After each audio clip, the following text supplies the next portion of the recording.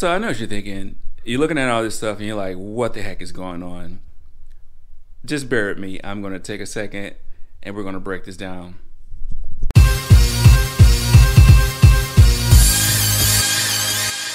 Let's bring them on, ladies and gentlemen.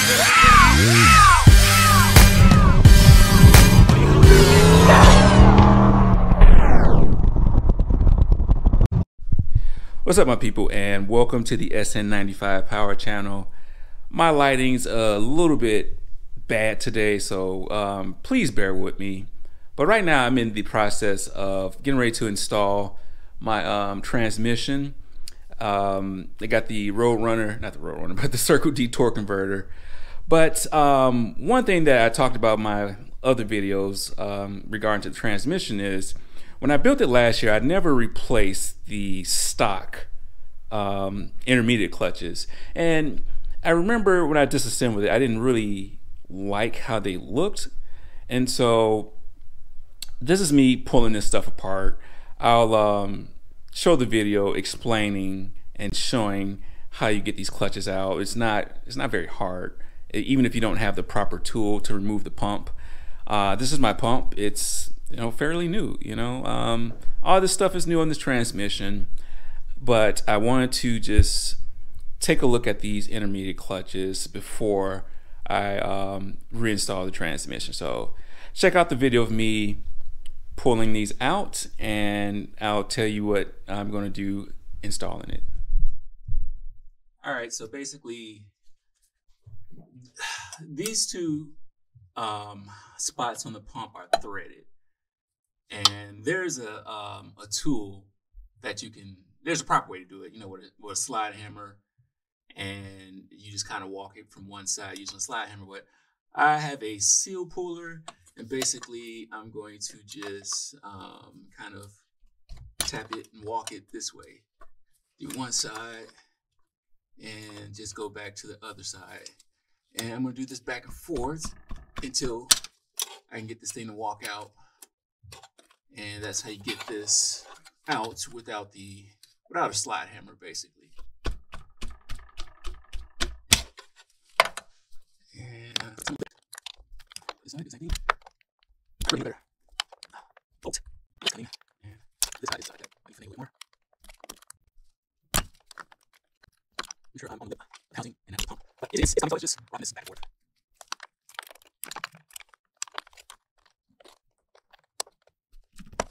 And before you doing this, but I get out. See that stuff right there, and decide thing. Position. Sounds right here.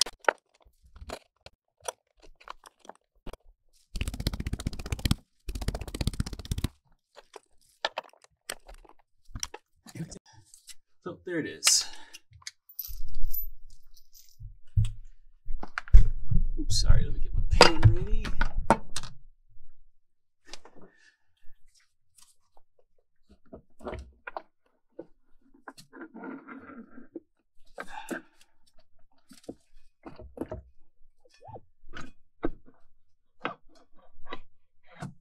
And there we go.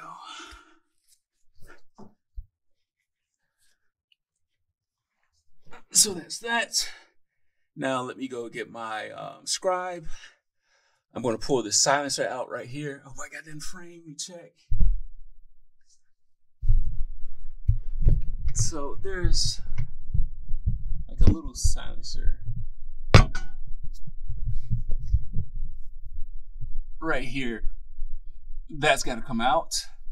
I got a little scribe, and then I'll start pulling each one of these plates out one at a time. So I wish I can get a better angle of this for you, but hopefully you can catch this on camera.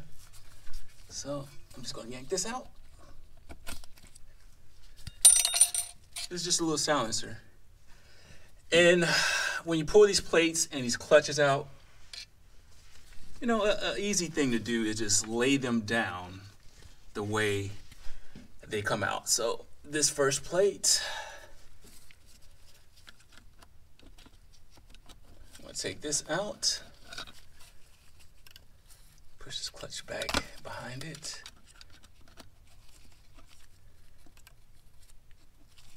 Well, it's all coming out as one now. Let me push that back. And so I'm going to lay this down this way because it's going back in. Well, this one's not going back in, but this will just help me with the orientation. This one, it doesn't matter. It's, you know, flat on both sides.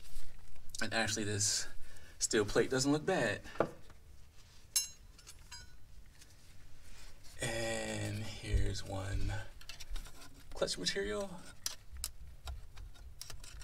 And all I'm doing is just using this little scribe, trying to get back behind this. I'm just kind of looking at it right now. It doesn't look bad, you know?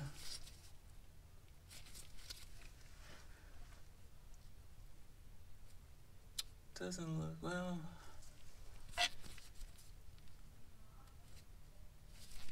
We'll compare it to the other one once I get it out.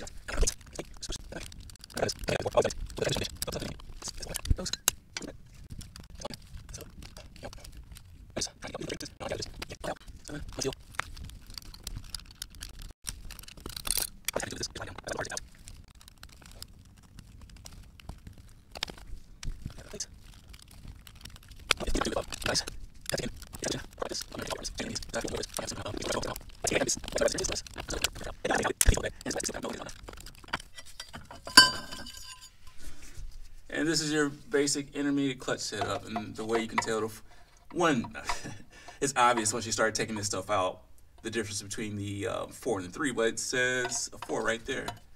So that goes in that way, and we're gonna set that down. Like honestly, these clutches, yeah, that's the overdrive band right here, and that's the overdrive servo.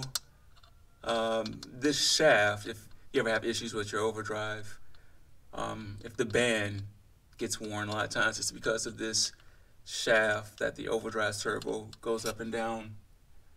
But we'll take this to the bench and see how it looks.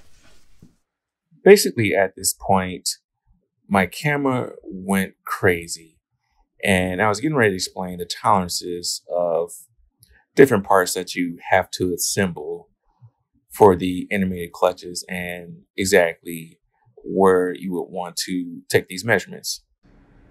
So first up is the space that you have for the intermediate clutch buildup. Now, this is a fixed space. It should be a fixed space from the manufacturer that gives you 2.5 hundredths of an inch space to build up that clutch pack. This is where the fully assembled clutch pack would lay. Now here is how you measure the clutch pack assembled and installed inside the transmission. Now your tolerance per Ford should be 1.634 through 1.677. And we use a little special tool, the gauge bar. You lay it across a couple of different points on that housing and you take your measurement. Now, if we do a little simple math, we can kind of guesstimate how much clutch assembly buildup we should have. So if you take the 2.500, that's the space that a fixed space that the housing have, and you subtract that from the 1.634 to the 1.677, that's the actual clutch buildup before you, while it's laying in there. If you subtract those two numbers, that will give you a 0.823 to 0.866. So if you measure your clutch assembly before you stack it in the transmission, you should have roughly around 0.823 to 0.866. All right, now the thing is, when you put, gotta fix my light. Sorry about that. Now, when you put this back in, it really matters the direction of this thick plate. So the thick plate, you want to go in, and the teeth will line up because you know you have 1, 2, 3, 4, 5, 6, 7, 8, 9, and you have the 2 small right here and the 1 large one right there, and the rest go around. So you get this one in first.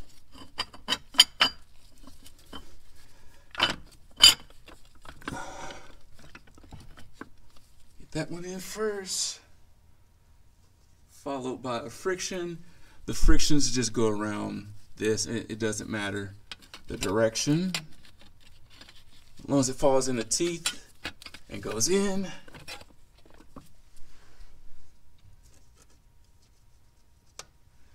Same thing with the steel.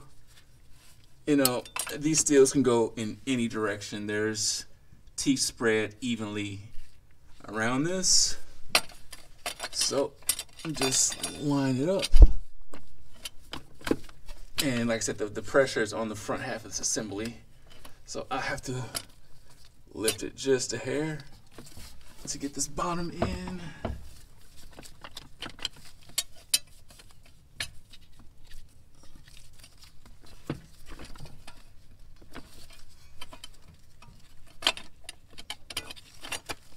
There we go. You have some and another steel. What's first? Friction. Steel. Friction. And the last steel. Yeah. So now, what I can do is I can take some measurements.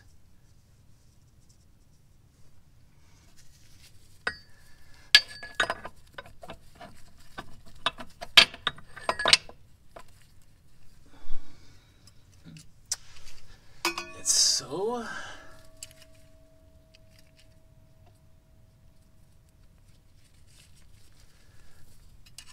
this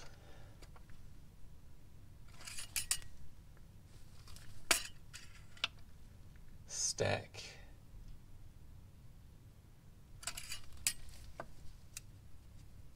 should be 1.6 something. We get like 1.65. So I'll double check that, and also measure my end clearance here.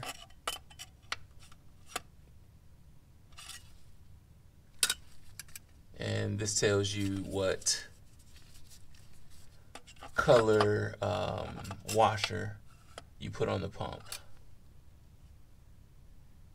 And I'm at 1.51.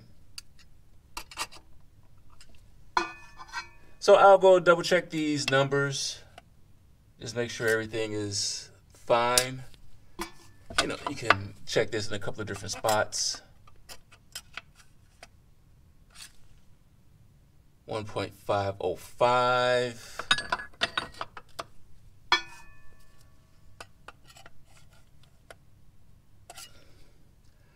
$1.504.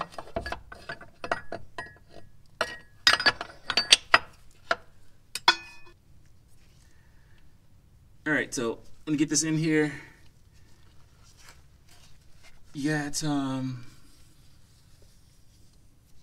these cavities down here, and basically you want to line that up with the cavities down at the 6 o'clock position on the pump.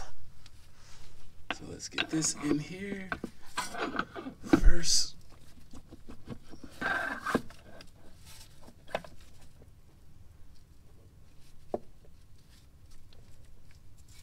Okay.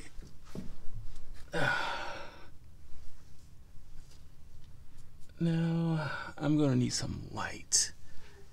So that's the issue I'm having right now. Okay, got that one in. Let's see if this.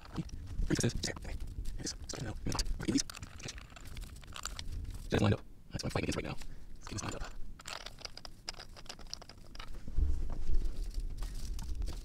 didn't want to do this. Sit here. So I'm going to put it out and go right here. It's hard. It's nice. Sometimes I like those. I'm getting pushed. I'm getting far. First, so let's get a little bit. And these studs. Come out. I'm hoping it work. It's on the go. So, oh gosh, I think I bumped the camera again.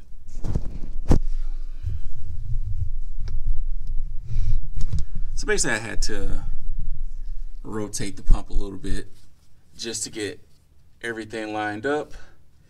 So what I'll do now is push the pump in, torque all the pump bolts down to 20 foot-pounds, and that'll be that. So while I was under here, I just went ahead and took care of this little issue I was having. I was having some seepage from my oil pan gasket. This is a new gasket. This is the blue reusable gasket. And I had some seepage. So basically what you do is just get some, sealant. This is the right stuff. And just run a bead right across the bottom of this seal. So I have the pump bolted down. You want to tighten these up to 20 foot-pounds, star pattern. And what I did to help get this further down in there is just, I had 2 threaded rods and I had a nut, and I kind of just tighten this down on one side to the other side to help push the pump in further. And once the pump was in further enough where I got some good thread engagement on these bolts, I went ahead and tightened them up in the star pattern. So that's the first half of this, where I replaced the intermediate clutches. So relatively easy stuff if you take your time and do your research. I think that, I'm all about the DIY, and I think if you have some patience and hold on a second. Oh man, this is my man Blue Over Media. What's up, Doc? Man, you got